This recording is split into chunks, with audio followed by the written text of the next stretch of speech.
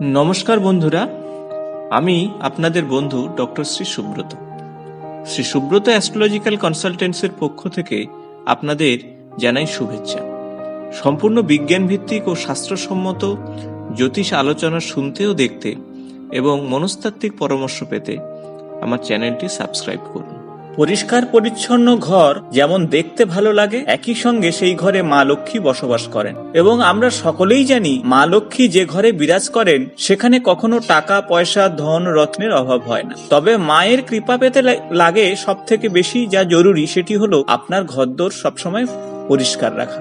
পরিষ্কার করার জন্য আমরা ঝাড়ু ব্যবহার করে থাকি, কিন্তু আমরা অনেকেই হয়তো জানি না এই ঝাড়ু মা লক্ষ্মীর বড় প্রিয় জিনিস। অনেকে তো আবার এটিকে মা লক্ষ্মীর প্রতীক বলে মনে করে থাকেন। আসুন জেনে নিই এই ঝাড়ুর ব্যবহার কিভাবে করলে আমরা মা লক্ষ্মীকে প্রীত করতে পারি। ভাঙা ঝাড়ু কখনোই ব্যবহার করবেন না। ঝাড়ুকে কখনোই বাড়ির সদর দরজার সামনে রাখবেন না। লক্ষ্য রাখবেন কোনো লোক বাড়িতে এসে যেন প্রথমেই আপনার বাড়ির ঝাড়ু দেখতে না পায়। ঝাড়ুকে সবসময় ঢেকে রাখুন। দিনের বেলায় বাড়ির পশ্চিম দিকে ঝাড়ু লুকিয়ে রাখুন। ঝাড়ুকে দাঁড় করিয়ে না রেখে ঝাড়ুকে শুইয়ে রাখুন। ঝাড়ুকে কখনোই বেডরুমে বা রান্নাঘরে অথবা খাবার জায়গায় রাখবেন না। যদি রাখেন তাহলে স্বামী স্ত্রীর মধ্যে কলহ সৃষ্টি হবে এবং সংসার থেকে সুখ আনন্দ দূরে চলে যাবে।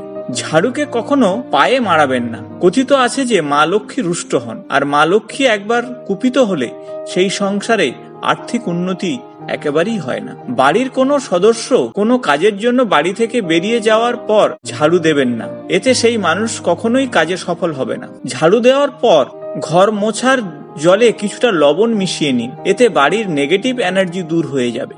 রাতের বেলায় ঝাড়ু দেবেন না, বরং চেষ্টা করুন রাতের বেলা বাড়ির সদর দরজার সামনে ঝাড়ুটি রেখে দেওয়া, এতে নেগেটিভ এনার্জি আপনার বাড়িতে প্রবেশ করবে না। আমরা অনেকেই পুরানো বাড়ি থেকে নতুন বাড়িতে যাওয়ার সময় পুরানো সব জিনিস সাথে ঝাড়ুটিও নিয়ে যাই, এটা কিন্তু একেবারেই ঠিক না। নতুন বাড়িতে গিয়ে নতুন ঝাড়ু কিনে নিন। ঝাড়ু কেনার সময় আরো একটি জিনিস অবশ্যই মনে রাখবেন, তবে শনিবার দিন ঝাড়ু কেনা অত্যন্ত অশুভ। এছাড়া সপ্তাহের প্রথম দিন সোমবার ঝাড়ু কেনা একেবারেই শুভ নয়। শনিবার ঝাঁটা বা ঝাড়ু কিনলে সংসারে আর্থিক দুর্যোগ বৃদ্ধি পেতে পারে। সোমবার ঝাড়ু কিনলে ঋণ সংক্রান্ত সমস্যা জীবনে চলে আসতে পারে।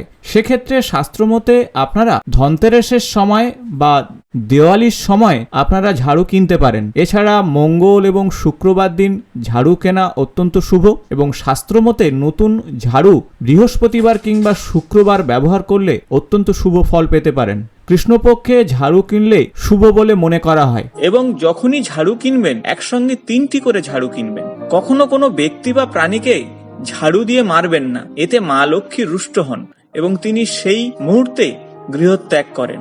কাউকে কখনো ঝাড়ু দান করবেন না, এতে আপনার গৃহের পজিটিভ এনার্জি নষ্ট হয়ে যাবে। বন্ধুরা শুনলেন, আজ থেকে মেনে চলুন এই জিনিসগুলো।